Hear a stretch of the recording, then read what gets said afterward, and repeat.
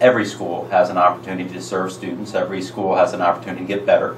It's an interesting phenomenon where we're in a time period where public schools tend to get judged by their least performing schools, and private schools and charter schools get judged as if they're all the very best.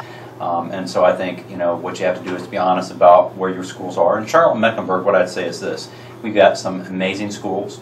Our goal is to have a great school at every one of our neighborhood schools, but then also offer a variety of choice programs. So whether it's magnets, academy, signature programs, so that parents have a wide range of options so that they don't have to choose anything but their local public school. That's one of my benchmarks that I want to have, is that where we create such a brand for Charlotte-Mecklenburg schools that a parent will not want to choose anything but their local neighborhood school or a choice program within CMS.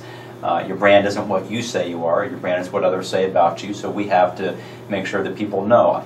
What I would ask any parent, whether they're choosing one of our public schools, whether they're choosing a private school or charter school, is be an educated consumer.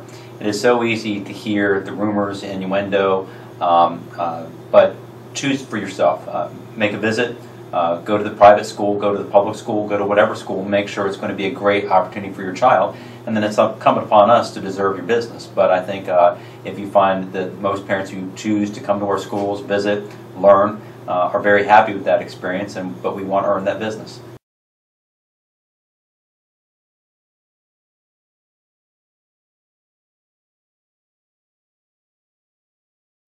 Well, first of all, I have to hold myself accountable, and so I'm a big believer in accountability.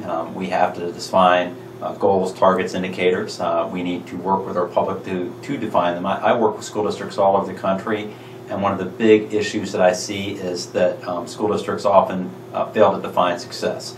What we have to do in CMS is define success based on some pretty simple ideas of graduating all children and getting them ready for what comes next. So whether it's a 4-year college, 2-year college, the world of work, what are the indicators that are going to really, from all the way, going from high school, middle school, all the way back to elementary school, show that there are targets that if your child is on that trajectory, you're going to be successful. That's how I should define my success. That's how we should define success for our school district, our principals, our executive staff, our board. And so I don't think that you should ever be afraid of accountability. It's just making sure that you work collaboratively in a public education system with the public to define what that success would look like, how we're going to measure it, put a plan out there that people have had an opportunity to weigh in on, and that we periodically update the public in terms of our successes and where we have areas to improve. When we have successes, we need to take pride in that. We need to make our employees feel very valued about hitting those targets and indicators that are important. But when we fail to hit some of the targets we've established, need to be very honest, very upfront, very proactive in terms of what we're going to do about it. And so that accountability has to start with me. But if I hold myself to high standards, again, just a conversation with the principals, it's about quality controls. It's about setting a standard of excellence. So what we call public education, teaching and learning in every classroom, in every school, is of the highest quality and worthy of the 141,000 students that we have the honor and privilege of serving.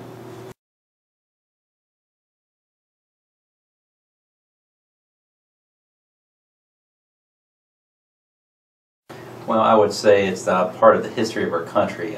We can't dodge that conversation, which so many people in our communities across the country dodge.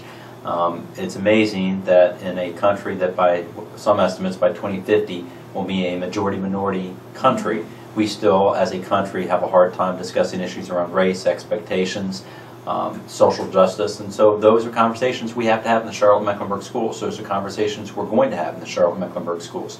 We have to make sure we have a culturally responsive, proficient school district. And what I mean by that is we have 141,000 students.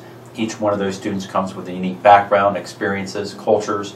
We have to be respectful of all of them. We have to approach our work very much like a doctor. How do we prescribe a course of education, just like the doctor would prescribe a course of wellness, that's responsive and unique to the needs of that educational situation, or in this case a student, as a doctor would say a patient. And so to do that, we've got to appreciate every student, we've got to understand the challenges and opportunities they present, and so we've got to have a courageous conversation around race. How we do that is going to be important. We have to have a framework to do that. We have to understand that the conversation is not going to be a one and done, that it's going to be uncomfortable, but we've got to make a commitment to come back, all in a very uncompromising effort to make sure that every single one of our classrooms and every single one of our schools is a culturally proficient area where students feel good, they feel engaged, they feel welcomed, and ultimately we're seeing success for every student.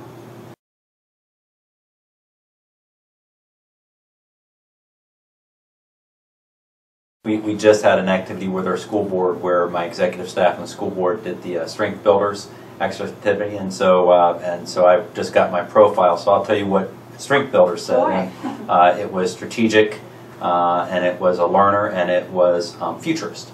And I think all of those things are very important in my job. I think it's really important for me to be the lead learner in our public education system. I learn all the time. So I think part of what qualities I do have is I don't presume to know all the answers. I tend to ask good questions.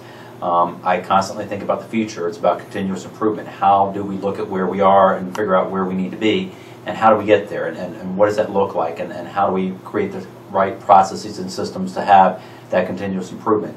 And then I'm a strategist, and so it's how do you build a strategy so you put a vision out there that people get excited about because you build it collaboratively, but then how do you get the entire organization, or in this case the community, to want to follow that to get the kind of results that we need to for the 141,000 students that we serve. So you know, futurist, strategist, and learner were some of the highest profiles.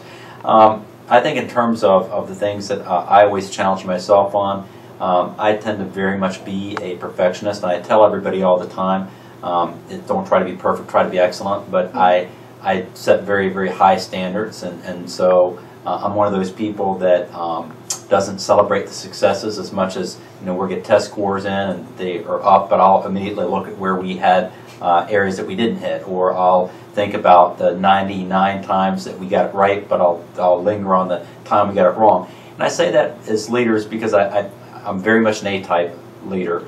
And what I think sometimes when we do that, that permeates in the organization. And people, when you hit and have success, when you do things that you've set out to do, there has to be a time as an organization where you celebrate, where you reinforce your core values, you make people feel a part of that success. And so if you're not taking that time to really focus on the things that are happening well, as opposed to just focusing on the things that are going poorly, you have to make sure that that isn't the tendency that ripples throughout the organization. And so that's something I constantly push myself on.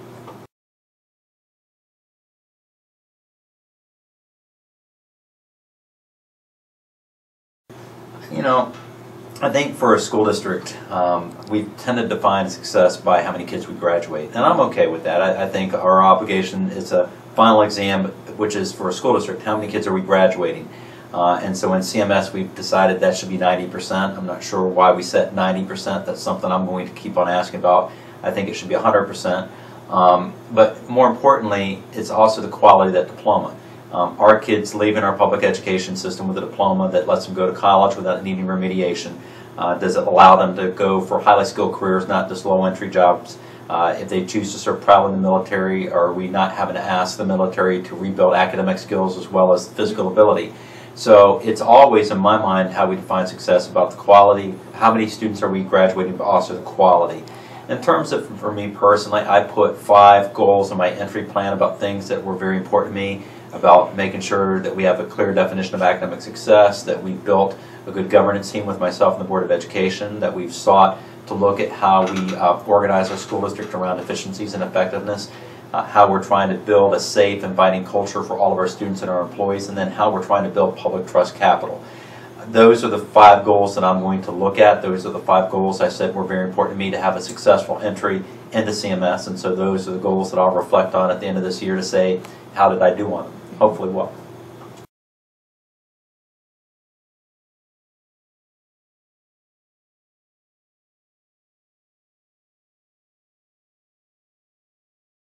Well, I think obviously people flow to the concept of technology, and technology has just become such an important concept for us in the entire world today. It's truly made the world a place that's interconnected, and so when you think about the needs of our students today, they are very much digital natives in a world that are being taught by digital immigrants, and so we've got to constantly be thinking about what technology means, the flow of information, how much information expands at a rate that is unheard of. And so what I think we have to realize about 21st century learners is we will never be able to teach them all the things they have to know. And just the amount of knowledge in the world is increasing at such a rate you simply can't keep up with the amount of knowledge that's being generated. But what's increasingly important, I believe, as a 21st century focus, is to really push the students in terms of how to think, how to acquire knowledge, what to do with that knowledge when they have it.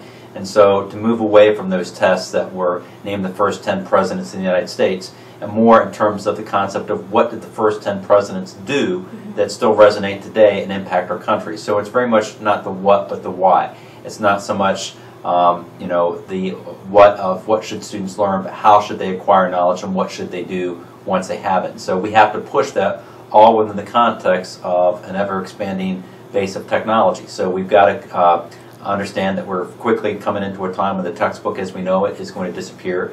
Students are going to have some sort of personal learning device connected to the internet, making the entire world possibly their classroom. And so we've got to make sure our school district is ready for that, our teachers are ready to educate at that level. We've got the new Common Core coming in, so that will raise the standards and expectations, and then use technology as a tool, not as an outcome.